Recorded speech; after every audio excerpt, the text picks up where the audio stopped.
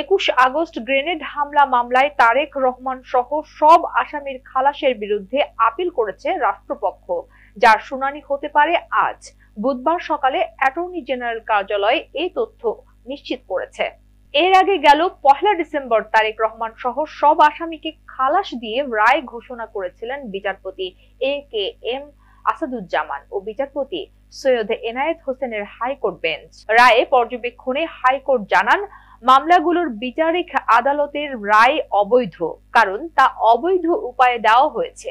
Grenade হামলার ঘটনায় দায়ের করা 2টি মামলায় বিএনপির সাবেক স্বরাষ্ট্র প্রতিমন্ত্রী লুৎফুজ্জামান বাবর সহ 19 জনকে 2018 সালের 10 অক্টোবর ঢাকার একটি আদালত মৃত্যুদণ্ড দেন।